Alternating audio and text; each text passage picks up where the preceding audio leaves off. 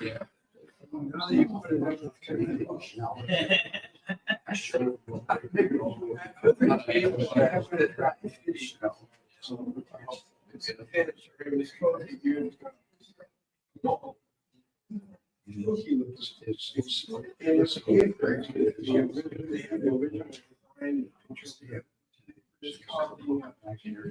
Travis. Okay, when you experienced it wasn't the.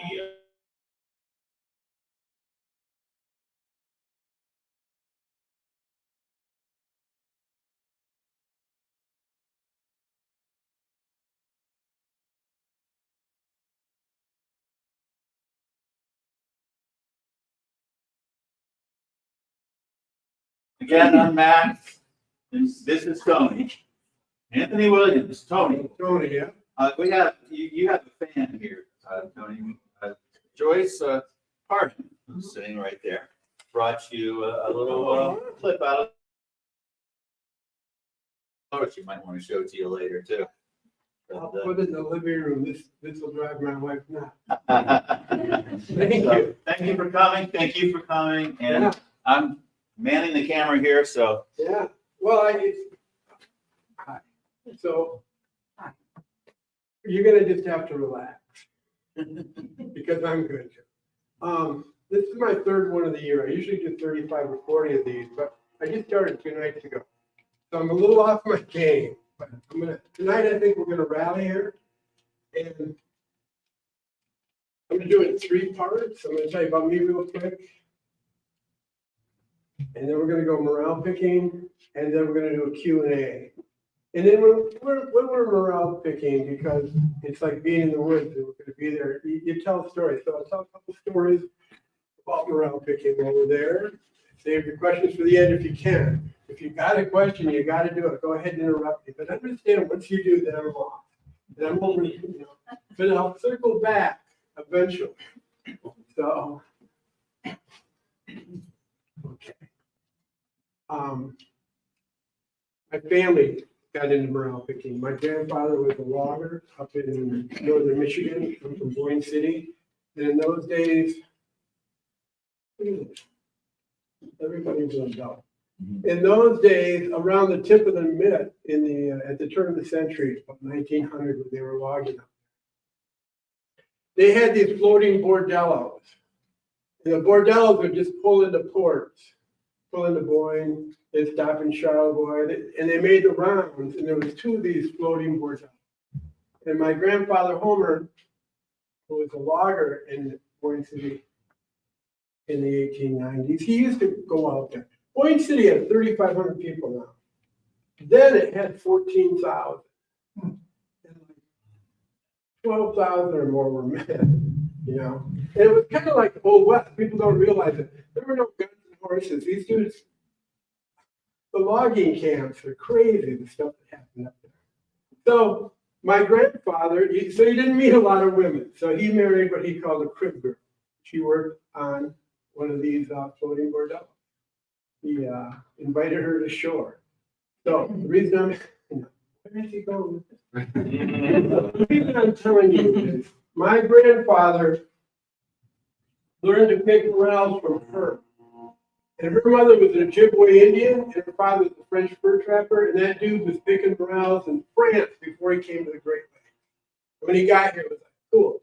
So my family's been doing it since the 1890s up in Boyne. I grew up in a morel picking culture where family picnics and cooking them together, and it was a ritual. We'd go to the woods, brothers and sisters, and we'd go play and pick morels. Mom and dad would pick.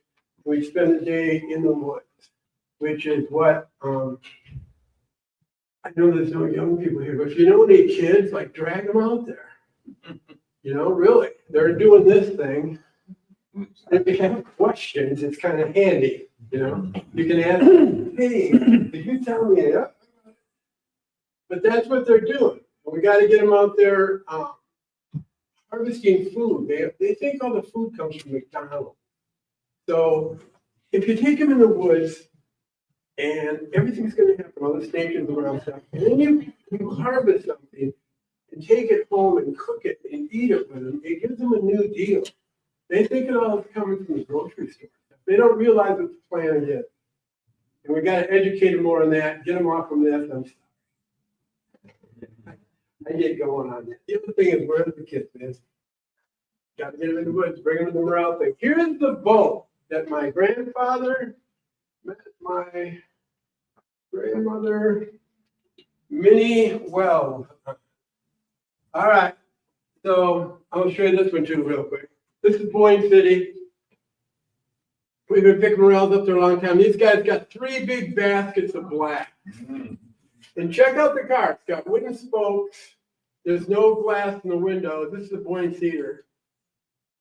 So if you come, I'm showing you this so that if you come to Boyne City to pick morels, bring your 3-piece suit. And not goofing around up there. That's got to be over 100-year-old picture right there. That's cool.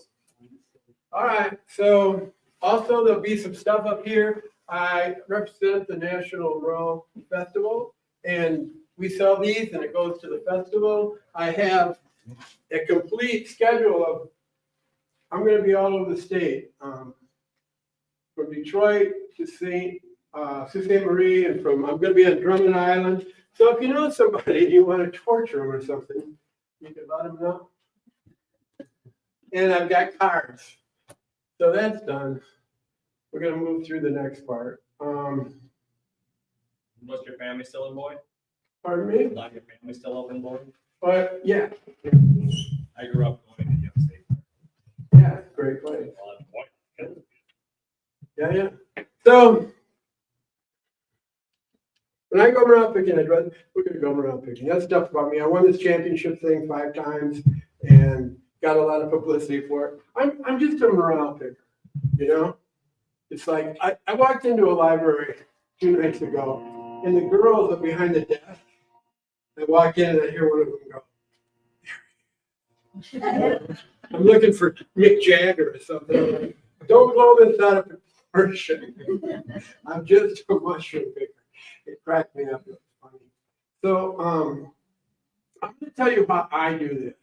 I can't tell you one thing and go, this is what you do, go get it. I'm going to tell you a whole bunch of little tiny things. And they're all kind of like, oh, well, you know. They might seem, my wife would say stupid, but they're all good little tips. When I take all those tips and put them together, I pick morels better if I'm following all these little deals that I've got. So there's probably some great pickers in here already. How many people have never picked? Oh yeah, I should go home. There's only about 3 or 4 of you. What are you guys doing here? Yeah, well, so I'm just going to tell you what I do, you know? And if you got your own deal that works for you, great. One guy at one of these things stopped me right at this point and said, I found this, that we always do really well with the blacks when we park the car pointing north. In a room like this. Nobody laughed like, you know, the whole room was like, but I didn't know what to do with it. But I told him, if that works for you, keep parking north. So, all right, we'll go morel picking now. So we're in a valley right here, and this is a ridge. This wall, and it goes like 400 or 500 yards or half a mile. And there was the other one, and we're on the floor of this valley. So it's just a good example. I can bring a lot of stuff into this by being in this valley. So when I go around picking, I dress like this. I guess I dress like this every day. Like, well, what different is that? Dark clothes, that's what I in a group, bright clothes, keep in contact.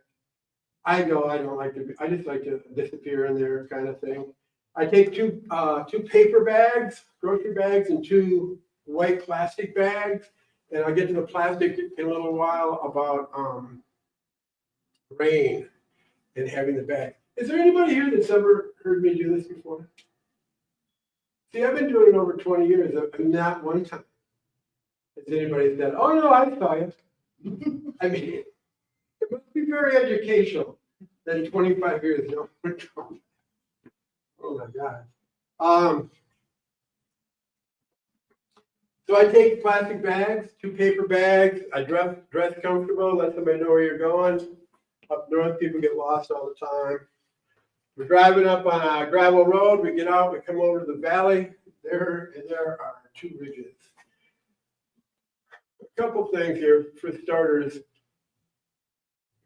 And I'm going to tell you about going up and down the ridges. I'm going to also talk about being down here in the level. But I go right over to the ridge. You know, first of all, this thing is like 200 feet wide. All of our moisture is going to be over, not all of it, but most of the moisture is going to be over there at the bottom of that ridge and over here. And Morels are all about water. They're like 80% water.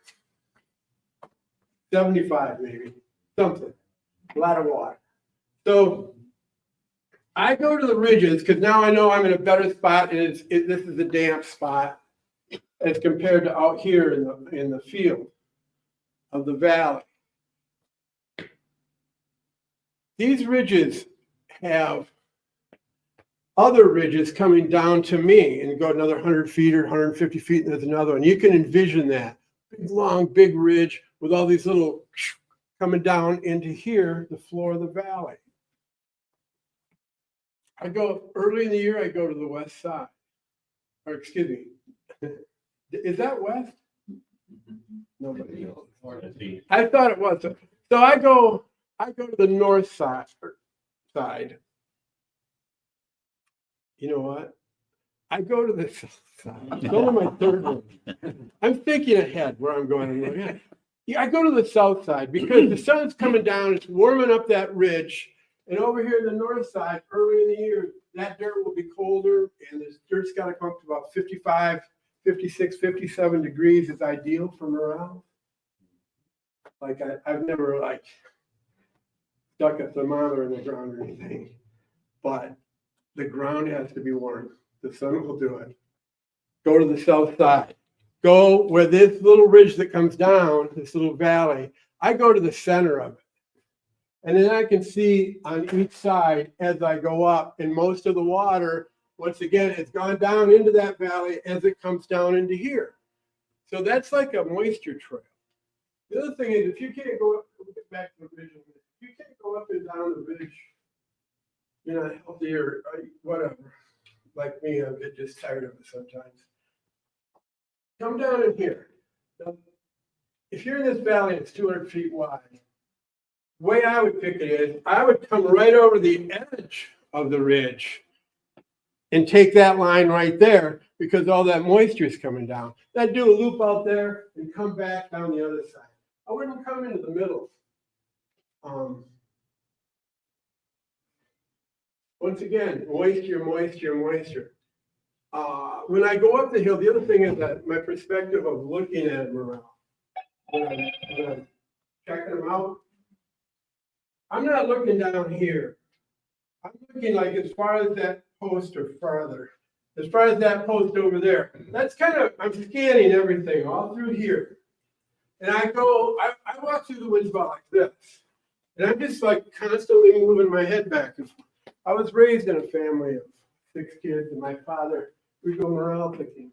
My mother was pregnant with me the first time I went. My dad carried me. The next year I couldn't walk. So the 6 kids, my dad had a trifecta. It was 25 for the first morel, 25 cents for the biggest, and 25 cents for the most. So the brothers and sisters were very competitive about it. You know, my brother, when he won the trifecta, he bought the most expensive ice cream they had, which was about 75 cents for a half gallon, and he just taunted us all with it. So anyway, competitive with my brothers and sisters, and then competitive to find morel. After my brothers and sisters, I wasn't morel picking with it anymore, but I'm cruising, you know, I'm looking out like this. I'm covering a lot of ground. The thing about it is, the more ground you cover, the better. And it's like, you know that show Tuesday night, Oak Island? Yeah. So I was watching that I've been watching it 12 years. My wife wants me to up my therapy. So about 3 or 4 or 5 years into it, she kind of went, look, we went somewhere on a Tuesday night. I go, come on, man. We got to get home. I don't know, in like 20 minutes. And she's like, no. So she says, there's nothing, you've been watching this for years. They found like a Civil War button and they spent like money and you watch it year after year. You come home from something to see the damn thing. And it just dawned on me at that moment. I said it, I blurted it out because I don't pick up stuff earlier. It only took me about 4 years. I said, they're treasure hunting. I get it. That's why I have to watch this show. That's what Morel picking is. It's treasure hunting. And watching this show, watching these guys treasure hunt, and then it's about history. And I love that show. So treasure hunting is about covering a lot of ground. So that fast walking and that moving and moving your head back and forth and checking things out is extremely important. That's one of the things I'll go do about 3 miles in an hour and a half or something. I come back to the car and people I'm picking morels with that we all rode out together with are like, I'm like, hey, and they go, wow, where'd you get it? What's going on? I had some morels. I go, how'd you do? We didn't find any. I go, where'd you go? Well, I go, where is that? How'd you go? Far did you go? Did you go in the woods? Yeah. And I turned to his wife and I said, did you lose sight of the car? She said, no. No. They never went. I mean, it was crazy. And they wanted to know why I had them around. It's because I was covering around on that treasure, going as fast as I can. And then when I see a morel, everything changes. So I'm cruising through the woods like this, and I see a morel over there, and I got it, and I'm looking what else happened, and I'll just stop. The whole thing comes to a stop. I'll go back and to see if I ran through any, and I'll go back this way for 30, 40 yards, and I'll kind of scope it and see if there's any back there. If there's not, I come back over here, and now I'm looking, and I'm starting to see them. I'm in a little morel patch, blacks, they spread out. So I'm just going to scope them out. And I want to know where this goes, because underground there's a root system called mycelium. And mycelium, it spreads all over. And when it crosses, it bears fruit. Right? So when you see one morel, that just means you saw that. He's not here on his own. There's a bed of root system under here, mycelium. It's amazing that I forgot that word in about 20 seconds. I had it, and then when I went back for it, it was gone. So that mycelium will be in a bed, and I call them rivers. And they'll come down in moisture, they'll come down like a river down the side of a ridge. And you'll see and it'll hit down in here, and it'll splash out, and it'll spread like that. And you can find, this is kind of advanced, but you can find the edge. Like you're here, you're morels, and you'll go this way, nothing. And you kind of scope it out and figure out what that whole bed of mycelium is. Two reasons. And then I keep coming back into it from different angles.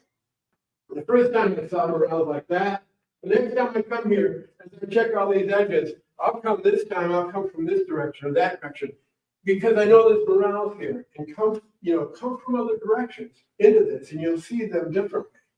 When I pick them, I like the first one I found is over there. When I do go to pick it, I know it's there, so I'm going like this because I'm in a patch of morels. And when I go to pick it, I'm like 6'3". So when I go to pick it, I go down like this, and I keep my head up, and I'm just like this. It's a whole new perspective. Like nice shoes, didn't see them. And it'll do that. And when I'm down there picking, I don't even look at the morel. I just know I'm kind of over it. I go like that, I reach down, and I keep my head up the whole time. And I go, oh yeah, here, And I'll see them from that lower level. And when I pick them, What is it? I, gonna close it? Can you close it or not? No one will be able to get in without somebody opening it. We wanna keep Get in. it. So I pluck it off with my finger and forefinger. And I just go down, right down low on the root, just above the ground, and stick your fingernail in like that, and just kind of snap it off. Don't pull it up by the roots. I see them, people have them. Because I've been doing this a long time. So when people come to Boise City, they come to see me. They just come to meet me, meet this around guy. They come in, my wife and I have a gallery called Freshwater Art Gallery, about 175 Michigan artists. It's really cool. We also do concerts and people that tour the world play in our gallery. So I'm plugging the gallery. I thought we were talking about Morel. So people come to me because I'm at the gallery and talk to me.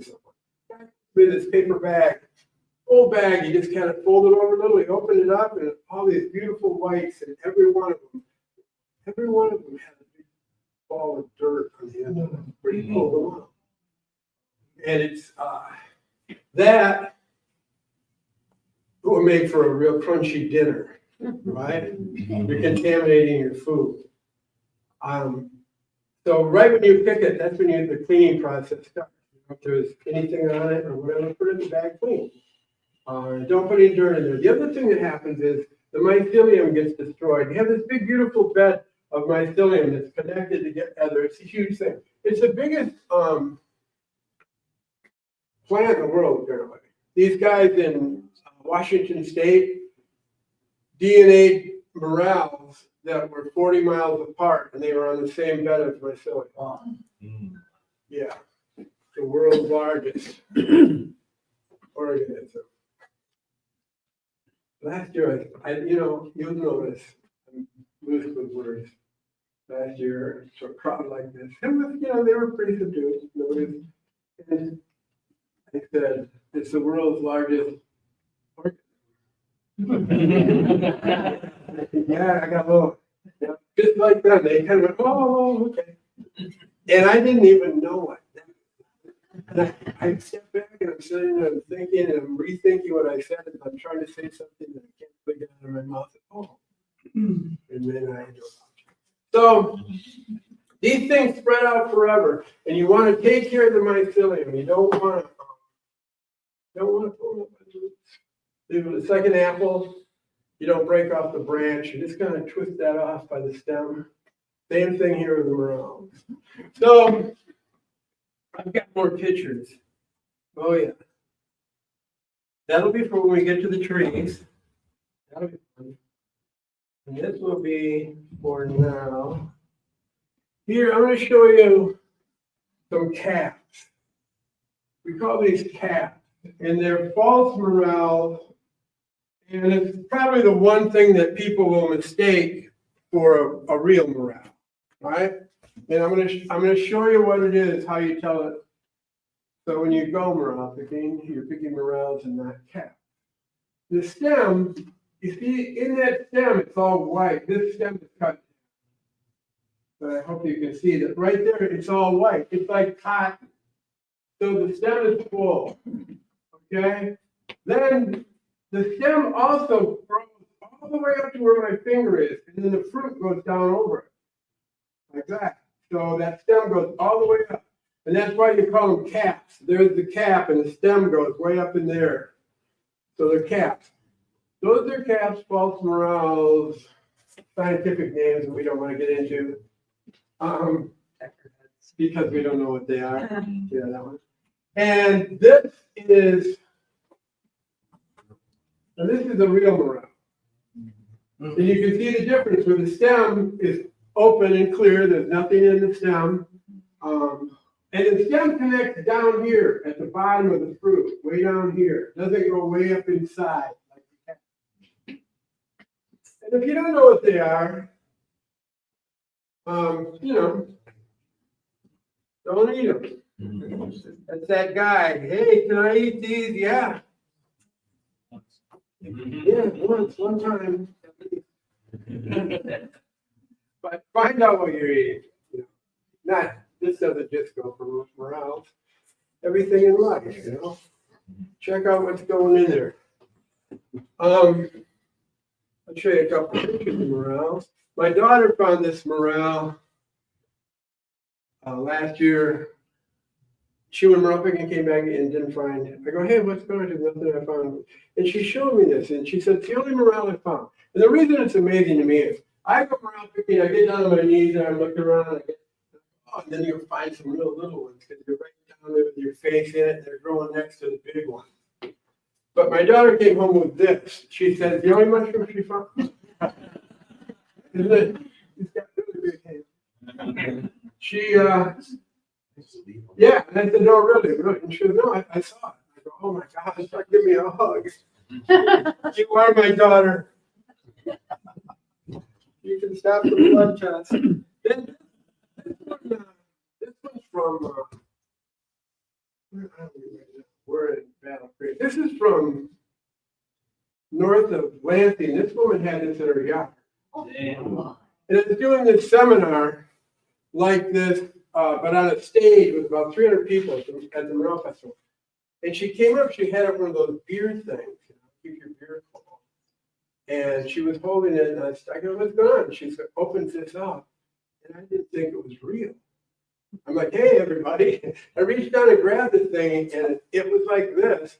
It has all this girth, and it was round. It was 3 pounds, $75 a pound. She got $225 for it.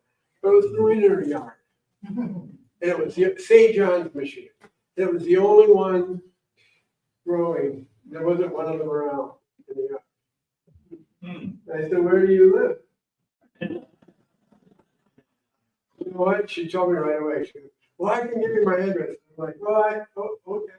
It's not in the spring. But, yeah, telling people where the morels are, where your spots are.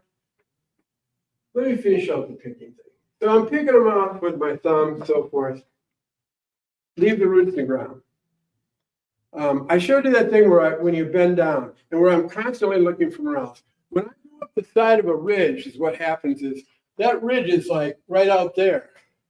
And now I'm not looking down for morels. I'm looking into the side of a hill. And all these leaks or anything that might be, you see, from up here, you see kind of the top of a morel, you know, and they'll be covered. But when you look this way, you see the whole thing. And it's really a good way to spot, you know, and they pop right out. And then you just scan it along like that in the ridge and boom, boom, boom. It's a great way to find it. And I look into the side of the ridge. It's another reason I go up these ridges I'm talking about. Another reason is nobody else does. You know, every family's walking right through here all day. So you're second week of morel picking, and how many families have possibly gone through here? Maybe 5. So I go over there because I still can. My wife is like, just be careful, you know. You're not as young as you used to be. I know. So when I go up, I'm looking to the side. I get to the top. I'll go down to the next crevice and come down. And I'll come down a few steps and turn around and look back, right? And then go down a little further. Be careful when you go up down these hills. There's so many dead saplings now, like 40 feet high, and they're dead. And you grab them as you're going up or down, and they pop. I've had a couple close calls. I'm not trying to scare you, but just be careful of the things when they're dead. All right. So I go up, I come down, we're picking the stamp off part. Oh, I use paper bags. And I told you the story about the plastic bag. The reason I take plastic bags is I love to go morel picking in the rain. It's just a cool thing. Everything changes. The woods is different, takes on a whole different vibe. And you're not going to run into anybody else. And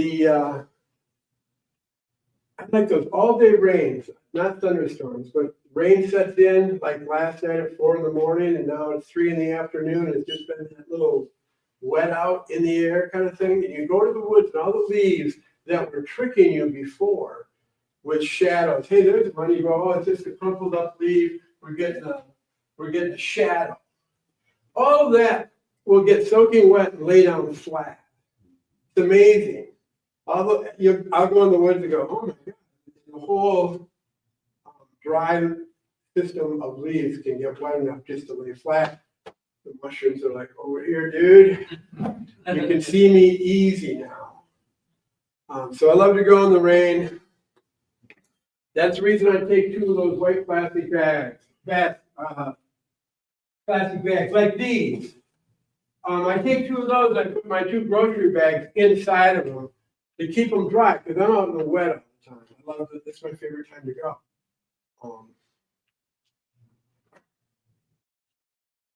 And I keep them in paper.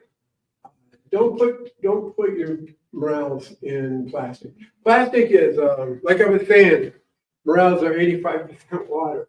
So when you put them in plastic, the water's got nowhere to go. Or you put them in a plastic bowl or a metal bowl in the refrigerator at home. Right? I keep them in a paper bag. And a paper bag wicks, right? So if they're in a plastic bowl, the moisture's got nowhere to go. They actually start getting heavier. Then they start to decompose because of all that moisture. But when it's in a paper bag, I come home from morel picking, I'll clean them, put them in a fresh paper bag, put them in the refrigerator. Now, if I have guests coming in 4 nights, 5 nights from now, we're going to have morels. Tomorrow morning, I get that paper bag out, it's damp.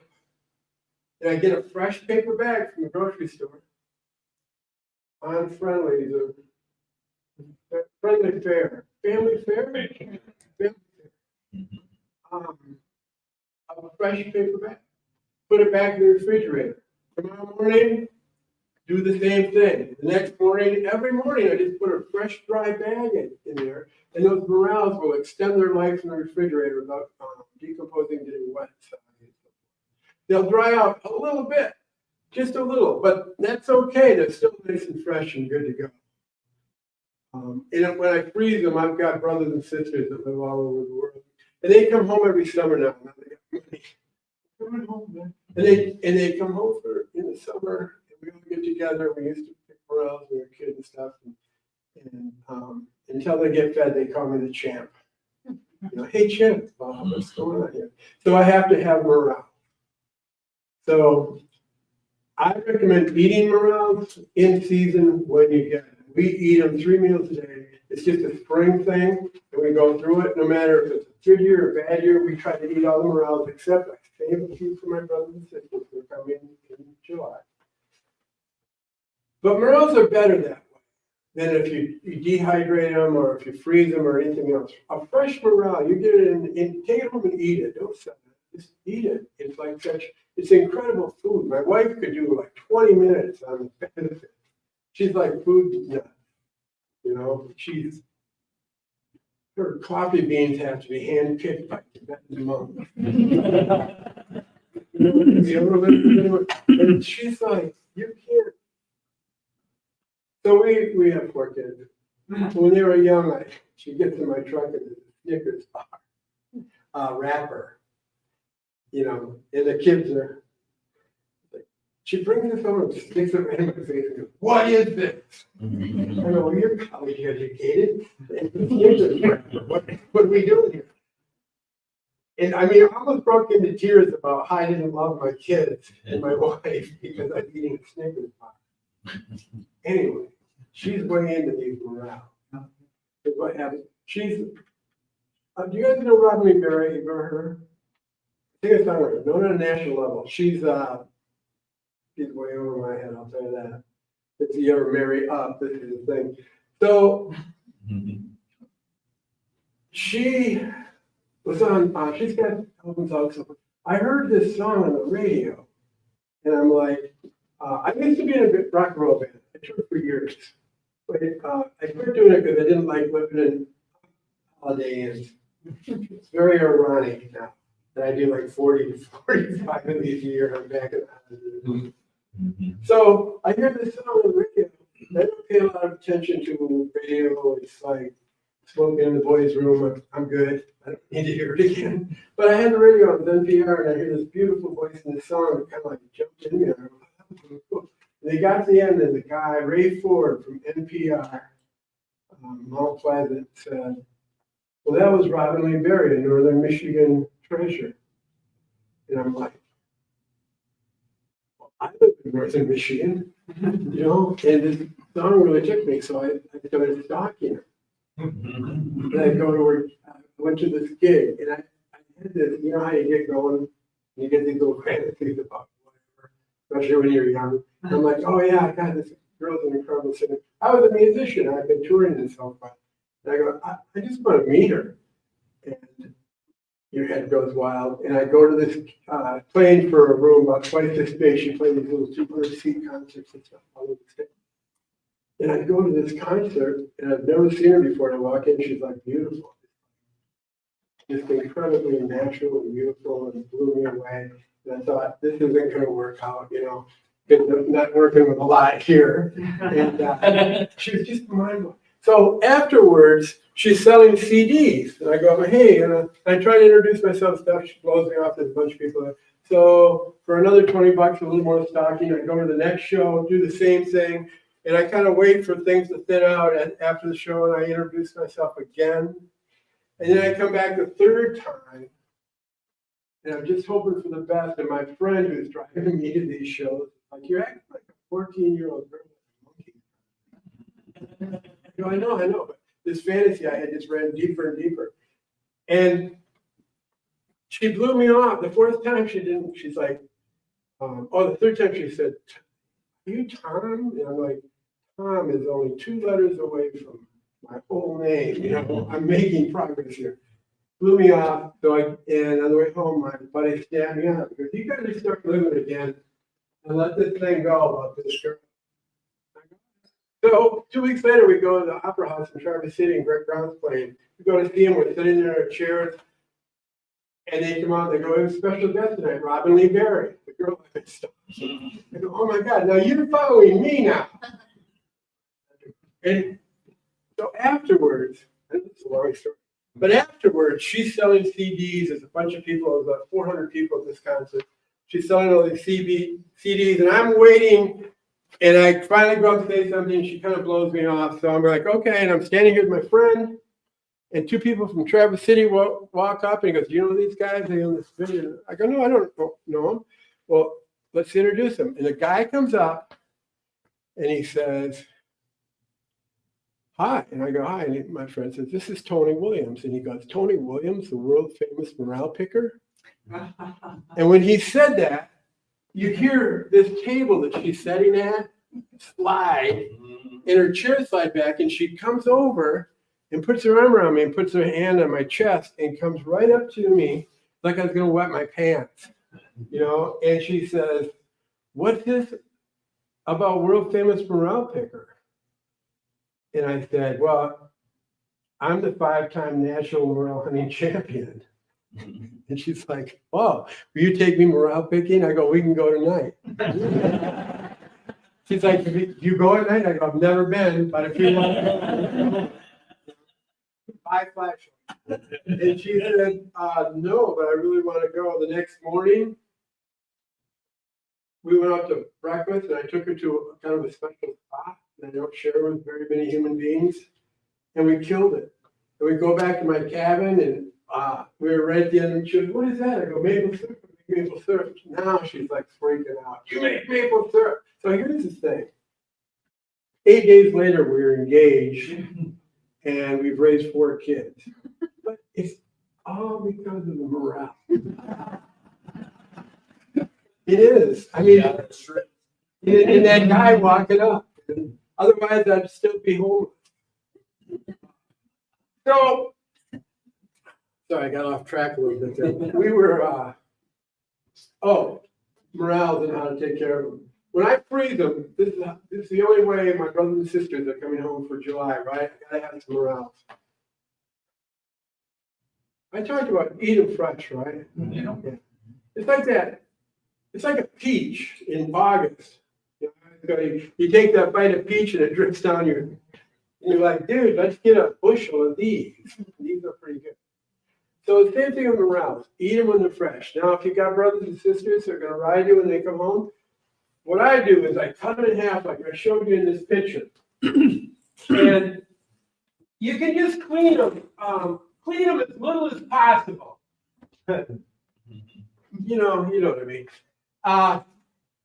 Don't soak them overnight. Oh my God. These people go, yeah, I soak them overnight in salt water. Yeah. Do you do that? And I go, no, I do all my tomatoes and cucumbers overnight in salt water. What? I go, exactly. Why would morels aren't any different. Don't be so afraid of it. We're killing the bugs. Don't worry. The bugs are going to, same amount of protein whether they're dead or alive. Just don't put all that salt on them and soak them in water. So this is what I do when I want to preserve them. I cut them down, boom, butter brush, get the dirt off, put them in a colander, hit them very lightly if I have to, if there's little dirt specks I can't get. And that's it. Keep them as natural and do it as soon as you can when you come in. Don't wait. Then I put them on a cookie tray. Okay. What is that? Sheet. Cookie sheet. Yeah. That thing. I put blueberries on there and freeze them, right? You're freezing the blueberries individually so they don't clump up when you want to eat them. Same thing with the morel.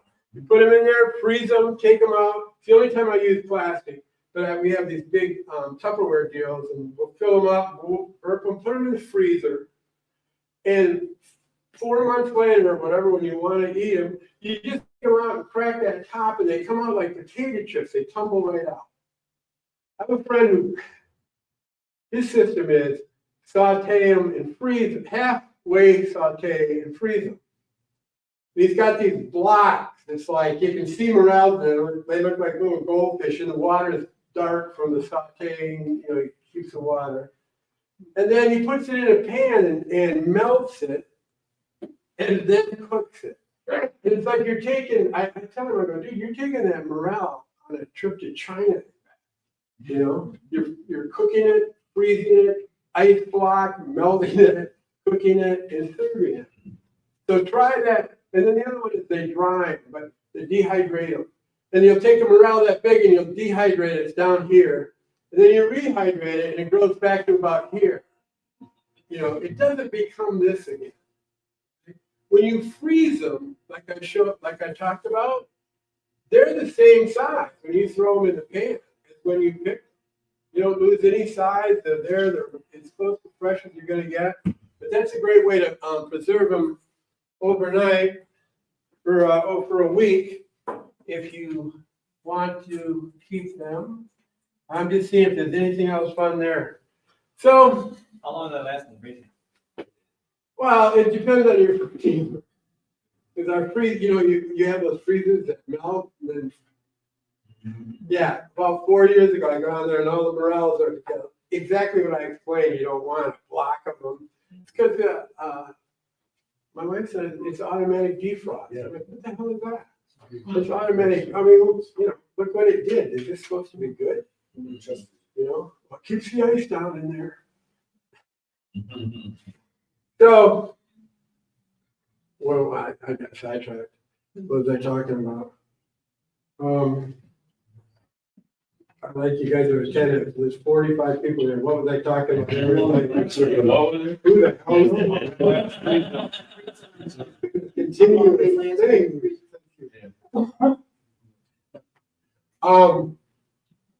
So let me see. Let me wrap up here. I'll tell you a story about spots, and then we'll do some questions. Okay? When you find morels, that's your thing. You know that, right? No, you're first timers. So if you find a nice patch of morels, what you want to do is keep that to yourself.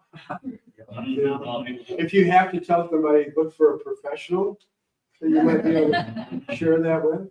But you kind of keep it to yourself. In my family, it goes way back, having your own spot and not sharing them with folks. And my inner family had spots that wouldn't share with each other. But our picking spots come down from the 1890s all the way through, year after year. My family being in the woods and finding these spots. So we go, my mother, we were on our way picking one time, and she's like, my dad said, you want to go picking or you want to go hunting? And the difference for us is that when we go, and my mother loved to hunt, we would go somewhere new where we'd never been, but we didn't know if there were morels or not. And that was morel hunting. But when we went morel picking, we would go to these family spots that we've accumulated for 130 years, you know? And just go there, and if the morels were out, our spot would be hot, and we'd pick it, and, you know, it's all boom, boom, boom. And that's what we loved, the kids and my dad. But my mother was a hunter. She goes, I want to go somewhere new. And it's like, you know, we could kill it if we just went over. So holding on to your spots and not telling anyone. I'll tell you a quick story about spots. My grandfather, when I was little like this, my brother was about 4 years old or 5 years old, and he got a car, $150 car. This is back in 1958. He was going to college and bought a $150 car. My grandfather lived with this. Homer, he was this logger that married the crib girl. And he's like 90 years old. And my brother gets a car and he goes, hey, let's go for a ride, boys. And we asked Mom, can we take him off? He's the dude. So she goes, yeah. And he comes out and he's got these paper bags in his hand. And he gets in the car and we go about 10 or 12 miles from home over into an area called Chandler Hill. It's big. It's like 30 miles long, but it's this hill. It's across the road from Boyne Mountain. There's a whole ridge line that goes from Petoskey way down. So, where do I trust? Okay. I'm like, I told him Chandler Hill. I just better let him know how big it is, and I got to go ahead and find it. So he takes us out to Chandler Hill, and he gets out, and you can pull over, we get to this gravel road, and we get out, he's got a cane, and he gets out, and he walks over, and he goes like this. Goes, see that down there? And 15 feet off the road, there's this tree, all these trees, it's tree covered, and we look in, and there's a bed from an old railroad.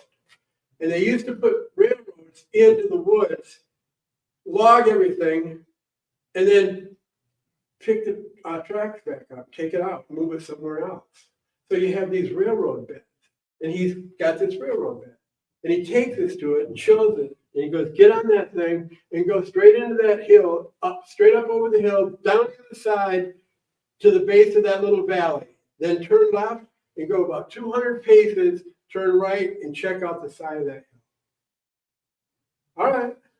So I'm, my brother's 16 or 17, I'm like 13 or 14. So we go in there and we come out with 2 full bags like this, and our secondary bags were about 3/4. So it was almost 4 full grocery bags of mushrooms on the set. And we come out, my grandpa's like, I told you boys, I told you. And we get in the car and go home. My sisters and mom and everybody, we're all gathering there. Oh, Morel, fantastic. We're cleaning them up. My dad walks in. Morel. Oh, wow, who got the Morel? Seventh grade or whatever. Grandpa took us out to Chandler Hill. And my grandpa turns around and screams at me. Yeah! And I'm like, what? And I'll see my grandpa. He goes, are you a Williams or not? And I'm like, I'm a Williams. And he goes, well, you don't tell anybody anything, especially if I told you. That's none of his business. He's talking about my dad. So my dad gets all upset. What are you talking about? What are you talking about? Nothing. Well, where do you get somewhere else? None of your damn business. That's how tight it gets. My grandpa Homer hadn't been in there in 30 years. He was 90. But he still didn't tell anybody until he feels like he's flipping. He was 90, 91 years old. He literally knew he was down at the end of it, and he gave up to his 2 grandsons this spot that he's had since he was a logger, like 70 years ago. But that's the way it is. So years later, I go every year. And I'd go there and I'd get rushes going in there, thinking about my grandpa. So years later, my son, we have 4 children, Homer, he was about 27 or 28, and we were over in that area, Chandler Hill, in the spring. We run some errands over there. And I said, dude, you got bags? Because we all carry bags. Because you never make it home, you know. So I'll just pull off here and run in the woods for just 10 minutes, you know. And everybody in the family mushrooms like, where you going? Right here, man, check out the Morels. So Homer goes, oh, really? And I go, yeah. He goes, yeah. We pull up, we go, we get out, and I go, check this out. And I go, look at that railroad badge, you know? And I take him in there, and we each get a bag. And we come out, and it's like this. He's not a kid. He's 27, 28 years old, and he's in the truck. And he's going, Dad, I can't. And he's thanking me and telling me he loves me. And going on and on. And we get this thing going, this father-son thing. And we're bonding over a few different things. We're talking about Grandpa Homer and all this. And he's got his head down, and I can tell he's like getting choked up, like I am. And he's like this in the truck, and the dashboard's here. And he'd look up over the dashboard and then look down. And I'm in the truck, and I go, dude, are you all right? He goes, yeah, it means a lot. And I said, cool. And he looks up at me and said, you're not going to tell the rest of the kids, are you? I'm like, no, dude, that one's yours. But once again, and I have it. And the thing was, I was crying at that point too. And he was crying because he was so, you know, passing the thing on meant a lot. I was crying because I was thinking, shit, I got another 20 years in there. That might not been the best idea. So, I started running into him out there every now and then. It's always cool. So hold on to your spot. I'm not sure what we ran over or didn't run over today. I tried to get through some stuff, but if you ask me some questions, that'll bring up, you know, and we can, if you have any questions, you want to do that? All right, who's got one? Right here. You know, before it was elm. Elms, yeah. Very few elms left, but how about now aster dying off? Is that anything to look for? You know what? Good question. I'm going to give you another little section. Okay. This is early April.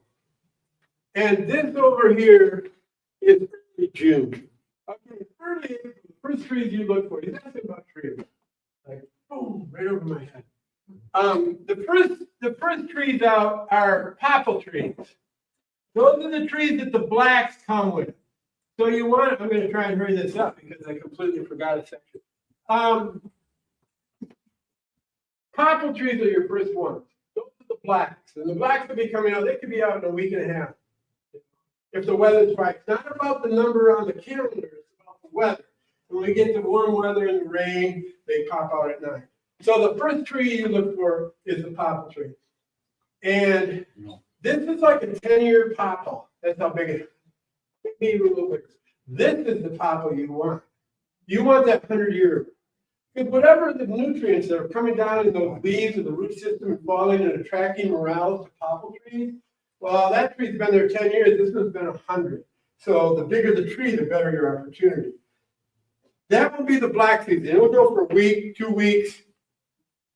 And then you'll be out morel picking. You'll be seeing blacks and people going, hey, I found some blacks today and some whites. Which means the blacks are at the end and the whites are going to take over. Okay? So it starts with the blacks. During this period, when somebody says I found both in one trip, I call it the crossover season. And during the crossover season, I go to apple orchards. You got big apple orchards. They're cool as hell. I'm up in Charlevoix County and Emmett and Antrim County, and I have a row of old farms. So you see that old farm with all the windows broken out and the barn is bent over. You know, nobody's lived there in 45 years. And out back, there's 15 apple trees. They're all grown over, and they're big, and dead or half dead, and they're no fruit anymore. Nobody's taken care of them for 45 years, and the stump on them is like this. Those are the apple trees that I go to. And it's easy. You just go to an abandoned farm and jump out. You know, you're not worrying about the ridges and everything else. You just drive up, get out, take a look, all right, get back in, go to the next farm. I have a route up in those 3 counties I talked about. It's about a 4.5 to 6 hour route, depending. And I just get in my truck and I go from old farm to old farm. They're all over the place up there. And I run in the backyard and check out the apple trees. And if I don't find any, maybe I'll find some at one and not another one. But you know, you go through and you're a little early, even though we're in the crossover with blacks and whites. You go into that apple orchard and you might not find them. And you go into every orchard, nothing. I wait about 4 days. I do it again, nothing. 3 or 4 days. I go, boom, there they are. Don't expect them to be there the only time you go there. And it's about, they have this rhythm, and other people go, hey, have you found it around? Yeah, I go, I don't know, I'm not a damn scout. I wait till somebody comes up to me and goes, hey, look what I found. Everybody wants to show me. And so people come in all the time. I go, all right, Morel, I don't have to scout. Now I know it's time to go. But when there's a buzz in your community that, hey, somebody, you know, they're finding it, when that buzz happens, that's when you go. And then and if you know it's a good year, and people are going, boy, I'm finding Morel like crazy. It's the best year we've had in 10 years. And you're going to these apple spots or other spots that you found Morel at year after year, time after time. And now the heat is on in the community. Everybody's finding Morel like crazy. Get out to those spots. And if they're not there, come back in 3 days, 4 days. Just keep doing it because they're going to show up because the rest of the community is telling you that. We're finding it in the yard. They're everywhere. You know? Finding it in our yard. I used to play in a traveling band. We went to Florida. This kid, our drummer, didn't want to come back. And he stayed there for about 20 years. Moved back to Boise City by this beautiful little stone house overlooking Lake Charlevoix. Do a little work on it. It's cool. Calls me up in the spring and says, dude, you got to get out here. I'm like, I'm busy, you know, you're about 5 miles out. Go, please come out. I go, are you, I go, right? He goes, yeah, but please. So I go out, I drive up, and he's got a yard 3 times this big. And it was like a white Morel. Like, excellent purchase, dude. This is like the coolest place. So we picked a bunch of them. Smoked some weed. So we did that every year. He would call me. We got the wives involved and stuff. We'd have this little get together and play guitars and leave them around. And it was cool stuff. So one year, after about 5 years, I see him downtown and we're pushing into June. I go, dude, what's going on? He goes, well, you know, it's too dry for Morel. I go, what do you mean? He says, nobody's finding Morel. It's too dry. I said, yeah, but you got a garden hose, right? And he gets this like look on his face. Well, you think that'd work? I go, well, it's water, right? So now he's all ready. He comes and makes maple syrup. I saw him 3 days ago. He's going, oh, I got the hose out all ready to go. It's screwed on, I'm just waiting a little more. And waters the hell out of his lawn. And the Morels come up every year no matter what. So if they're growing in your lawn, do that. My son does it too.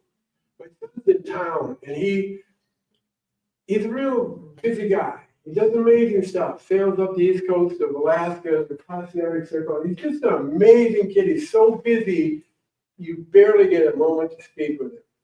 And because of his busyness and his work, he's a contractor. He doesn't really take good care of his yard. So he lives in town. And the woman comes over, and there's still snowbanks on the corners and stuff. Like, I don't know if you have them here right now. We can still come up with it. And my son's got his sprinkler. And the neighbor lady comes up and goes, what are you, there's still snow on the ground. What are you doing? She goes, I don't understand. She says, Homer, we love you in this neighborhood. We love you. But you don't take that good a care of your lawn. you only mow it once or twice a year, and yet, before the snow leaves, you're watering it. Yeah, he goes, that's the idea. If you water heavy early, you don't have to mow as much. And your fall should like. He just didn't want to tolerate watering his morale. He didn't want to. I thought it was funny. So all right.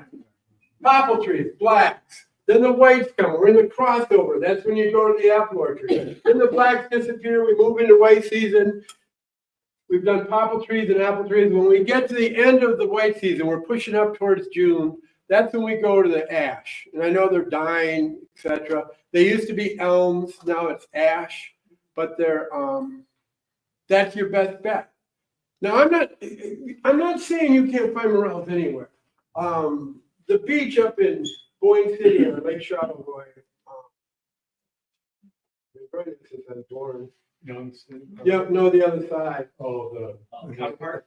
Yeah, this county park, there's a white sand beach. And I was there a few years ago throwing a ball for my chocolate lab, and she's running on the water, And I looked down, and here in the sand, this is a white sand beach from here to that wall, like deep, And I'm right down at the edge of it, right by the water, and there they are, a big batch of white morels about that tall. A banana patch, I call them. Like a big banana, about 6 or 7 of them, like this tall, big, beautiful whites, all snugged in the sand. White, I'm like, you're ruining my seminar. Because I'm not telling people to do that. Another time I was in the woods and did a big circle a couple miles away from the truck, and I took a shortcut back through one of those red pine plantations.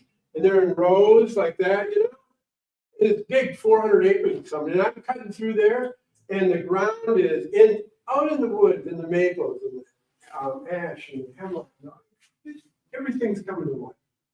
Little animals are everywhere. Stuff's popping on the ground. Dutchman's britches and trilliums, and my wife knows them all. It's just amazing. So I take this cut through this ponderosa pine thing, and it's nothing but acidic dead brown needles about this deep. The tree, and you're like, it's like on a mattress. You're sinking in them. I'm walking through there, and I'm thinking, God, this is where vampires. There's nothing going on in here. And boom, I came across a big patch of blacks.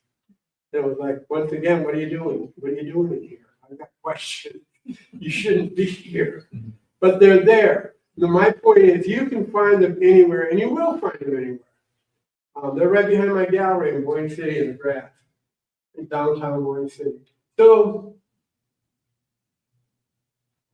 but when I go around picking, and I told you I do a bunch of little things, one of those little things, like getting down, and one of those little things is I look for these 3 trees, right?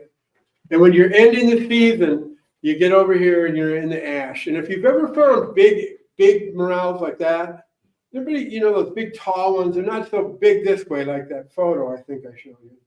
But they're big whites. They call them clubfoots. They got all kinds of names for them. At the last week of the seasons when they come up, I have 3 different spots that I go to for those. All year long, all through April, all through May. We get to the end of May and we hit into that first week of June, right in that area. I'll go out there 2 or 3 times where those big ones are, and they'll be there. And they're really fun. Sometimes there'll be 3 or 4. Sometimes there'll be 50 or 60 of morels that big. They're just like, oh my God, it's really fun. So those are the 3 trees. That was the question, and I'm sorry. Go ahead. On the internet, they've been advertising these glasses that you can see them better. The morale's better. Yeah, I can send you The that. expert class. You got it? Yeah, they're $250. Oh. They say Ray-Ban. Don't let that throw you. Yeah, I've heard of it, right? But Yeah, you don't know. I mean, what would those glasses have to be? I don't know. They're blue colored. I know high tech. What do I know about technology? Nothing. You have a question? Yeah, when you were talking about freezer, how long can they stay in the freezer? Well, I never keep them more than 4 or 5 months. Sometimes shorter. My family comes home in the summer. We feast out on them. Yeah. But if you got a good freezer, just like your strawberries, whatever. I'm sorry. You said that you take 2 plastic bags and then 2 paper bags. You don't then, when you're picking your morels, put them in a net bag where the seeds, the spores. Like an onion bag? Yes. Yeah. See,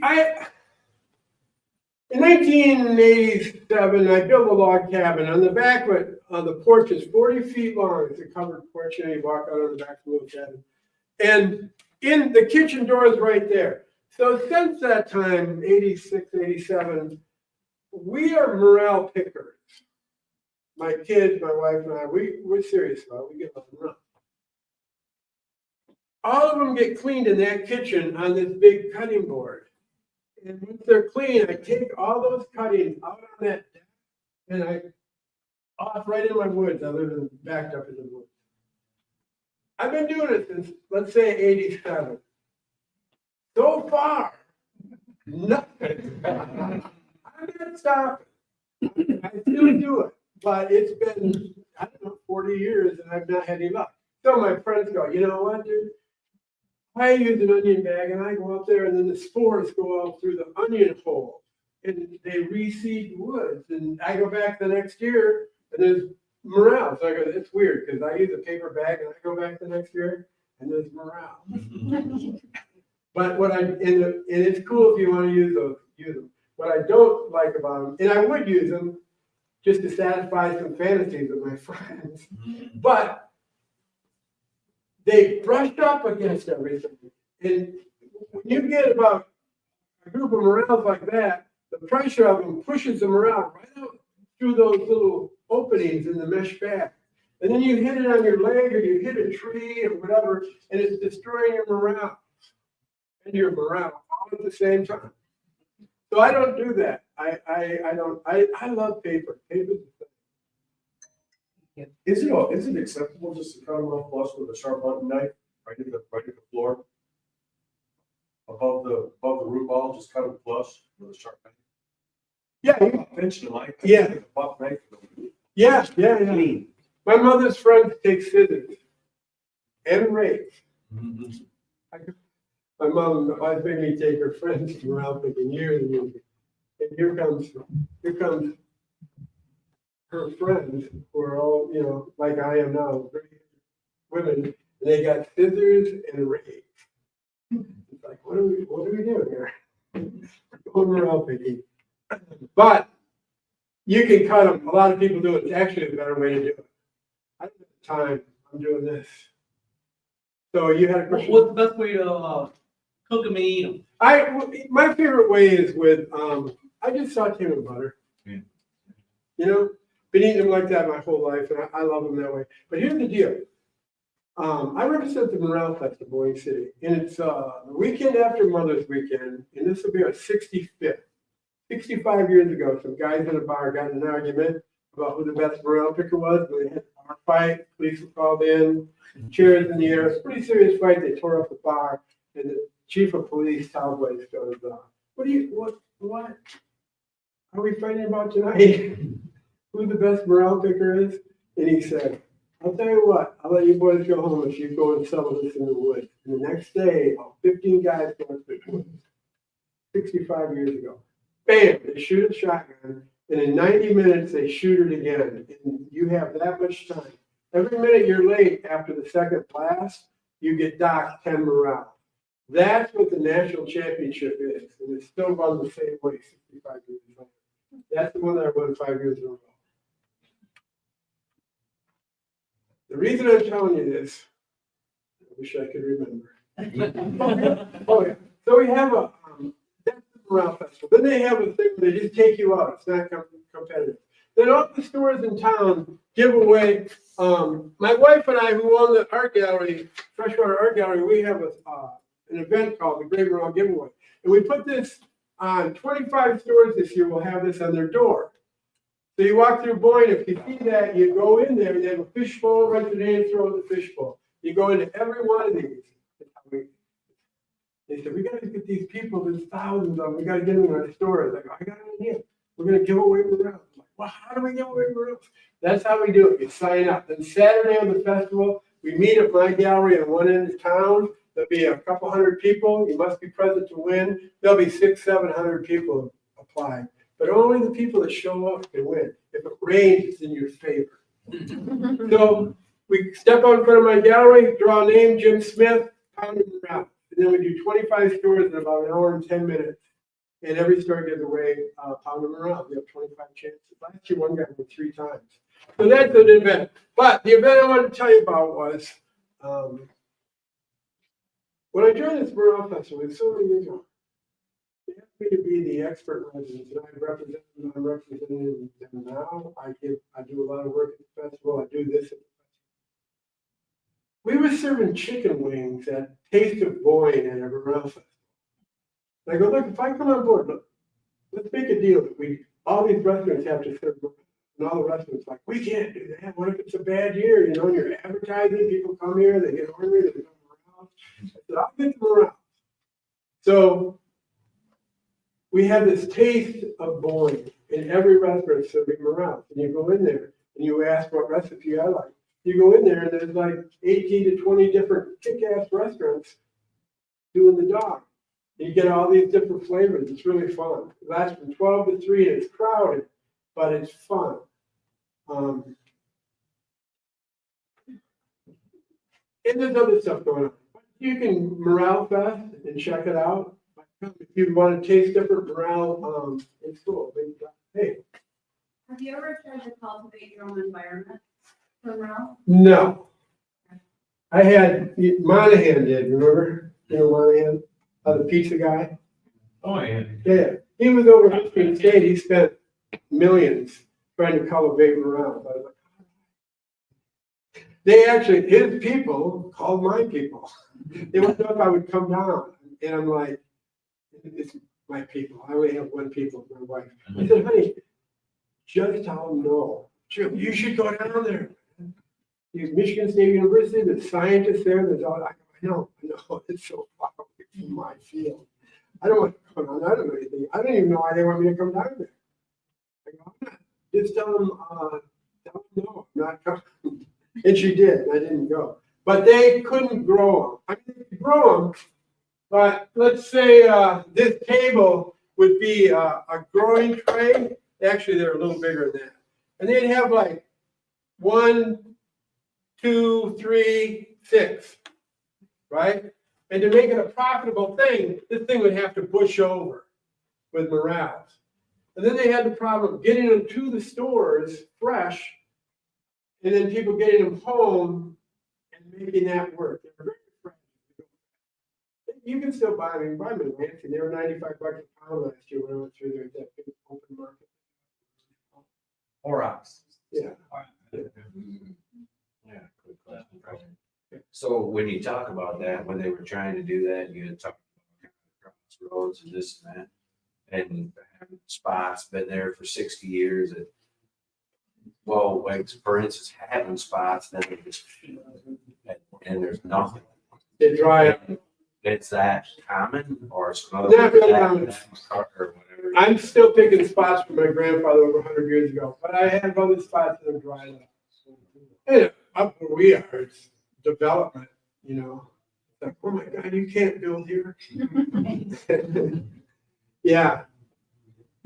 Okay, now, we have, man. So, we get about this now, you want to talk about? A man apple? Yeah, it comes up. Maple. No, these are. Maple. They have they got big bushy top on. The wet area. A mushroom? No, the weed. Oh, okay. Okay, now I had found them, before I found mushrooms in and around them. Now I'm gonna wonder if that's a good place to look, or is it the environment just good around in that particular spot? Yeah. I'm not even sure what those are, but just, Well, they get a little round, hard thing like an apple. Later on. underneath the leaves. Yeah. They call them over down. Yeah, yeah, it's back to the, I thought. they grow everywhere, you know, just park your car in the north. You'll find them in, you know, if you're finding them there, that's the whole key. You said you found them before? Well, you find them everywhere, and it's just different areas. Yeah, But usually, about the time they come up, the mushrooms are coming up. yeah, You know, that's just. in the spring. What is that?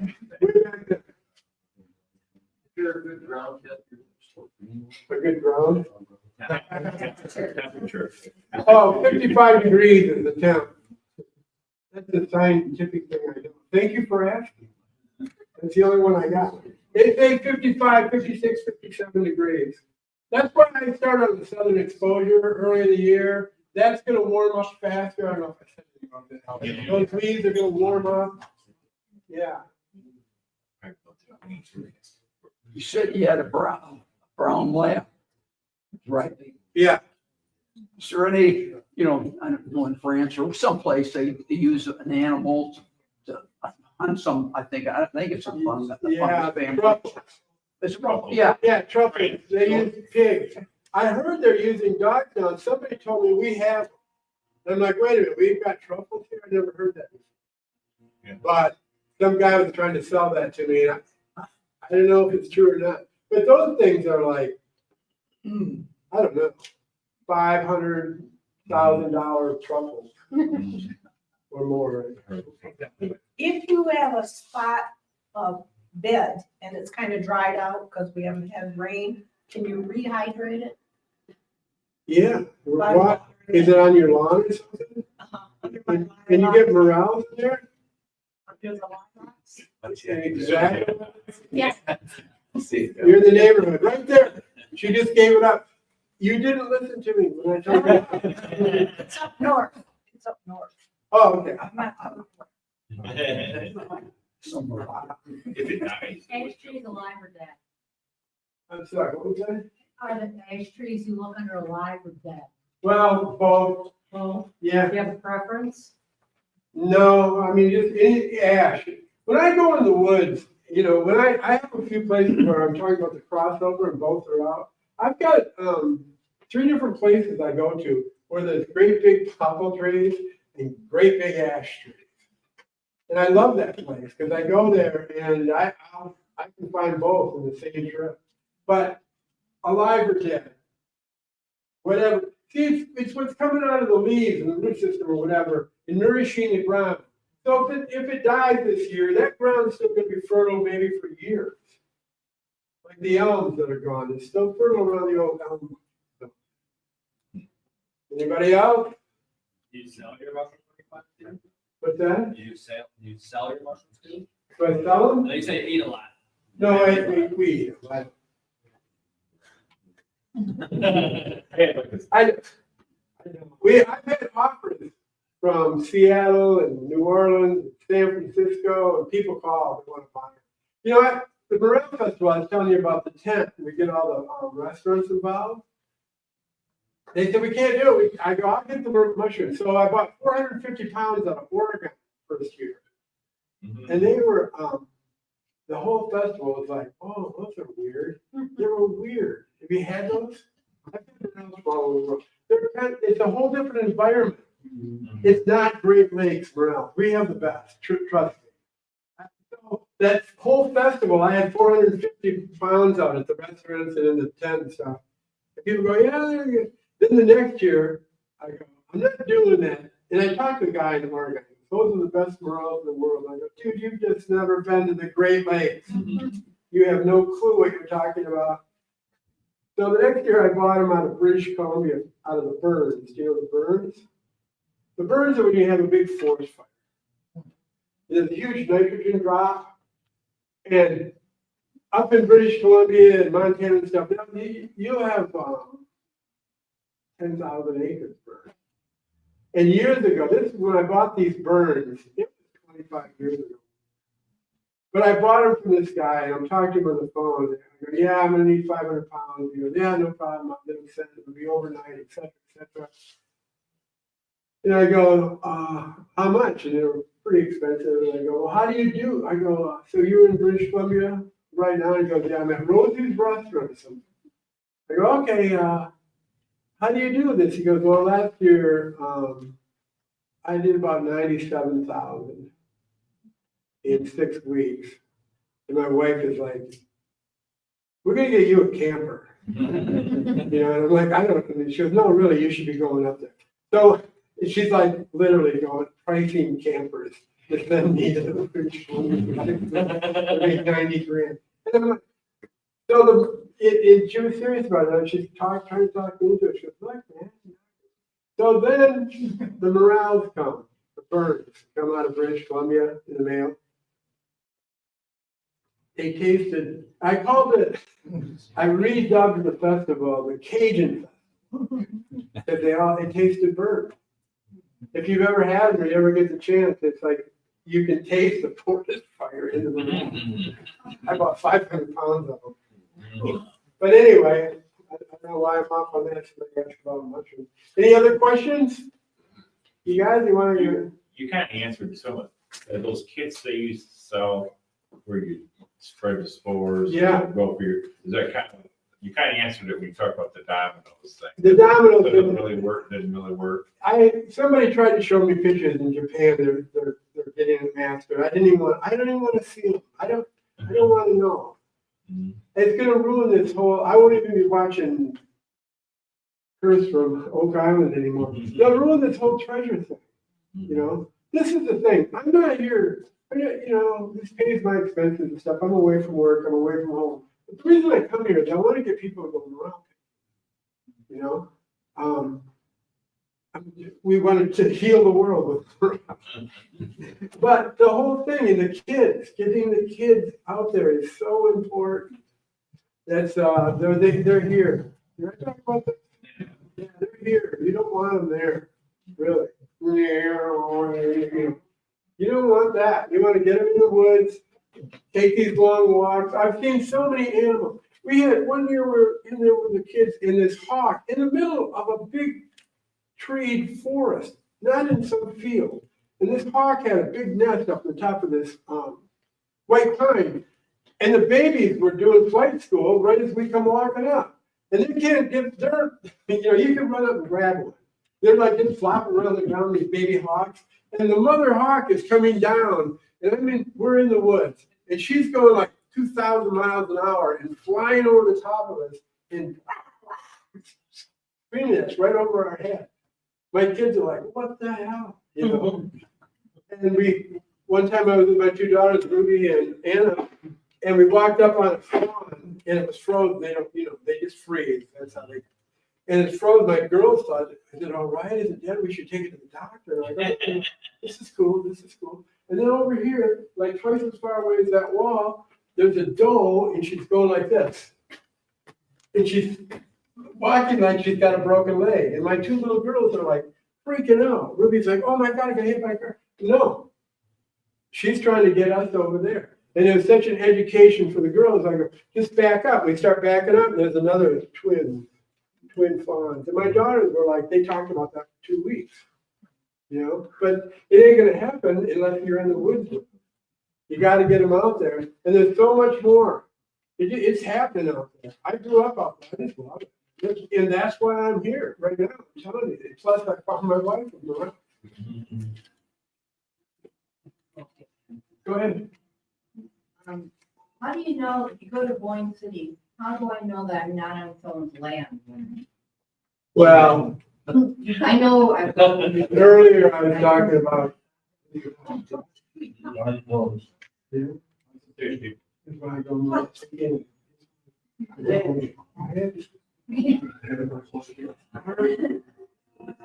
Yeah, there's a lot of states, man. People will have their land posted. Don't worry, you'll get thrown off. Really not. Not like you gotta send them an invitation. There was this guy who had this big farm. We used to my father used to sneak me in over this fence. We'd go in the woods down here a mile through the woods, go over a fence, go in. This guy had this incredible fenced in, and he caught me one year. He was waiting way down, a mile down off his land where my truck was. I go to get my truck, he jumps out down the tree, he's a small guy, and he starts screaming at me like a Tasmanian devil. He came right up in my face, and on and on and on, and I'm sorry, I'm so sorry, I didn't mean to. You jumped my damn fence, don't tell me it's awful.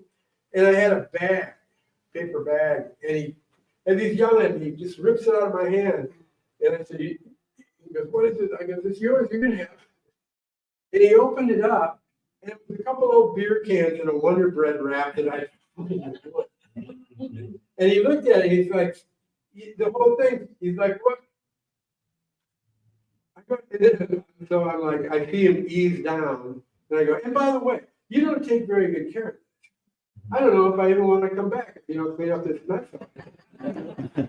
He starts laughing, and then he takes me in the house, I meet the wife, and then from then on, just come up, park by the barn there, and shoot in right there, you don't have to climb the fence. And this was all posted, and a Tasmanian devil was watching it, and in there were all these great mushrooms, and they hated mushrooms. And every year I go back and tell them. He died, and they sold the farm. I can't get in there anymore. Good. All right. Go ahead. You ever had a spot that's just kind of like dried up? Yeah, we were talking about that. They do dry up. I was saying earlier, I've got a spot over 100 years old that I picked. My grandfather, a couple of my grandfathers. And I've got spots that are just gone, and I'm like hardcore, you know, for 20 years. I'm making that trek back there and going, what in the hell? But whites especially, they jump. They'll be right here where this room is, and in 2 years, you'll find them over there 100 feet. You know, I recognize every tree when I go to these spots. You guys have moved over here. And it's that mycelium. White and black. I don't understand. Black morels and white morels, two different colors. And the blacks come out early in the year, right up here, the crossover, and the whites come out there at the end of the year. Color.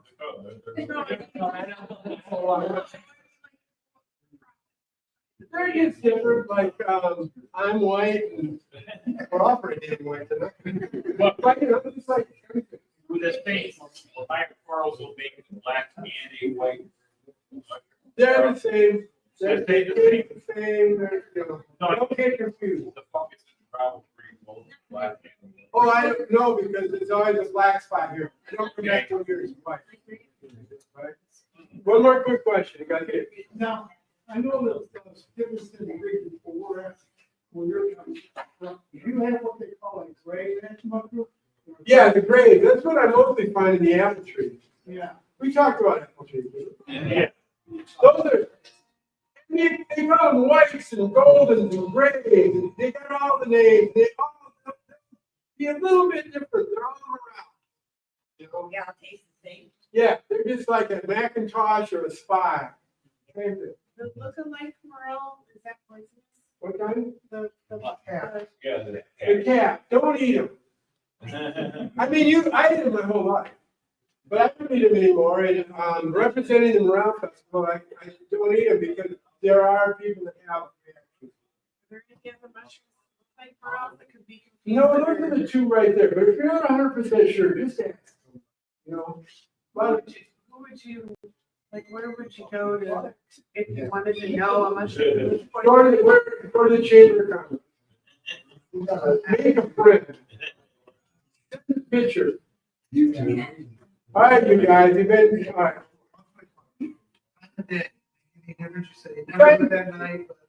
Time of day, well, I recommend you go out early, right? Then if you get lost, you've got all day. You go, that thing where, oh boy, that was a great dinner. You want to shoot up? They have your time. You know, you go out there, you're in there, you're finding them, and you look up, it's getting dark. Did you notice that? Where the hell is it? So, yeah, but the other thing about what I recommend to use at night or what time of day, I like to pick in the flat light. I don't like to pick in the sunlight.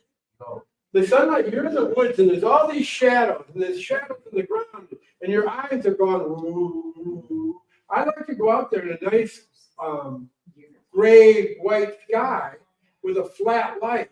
And then you can see, and you're not seeing, shadows, and your eyes are constantly adjusting. I've been lucky with flat light. Well, when it's raining, that's when I go, light rain, flat light, small brain. All right, you guys, thanks so much for coming.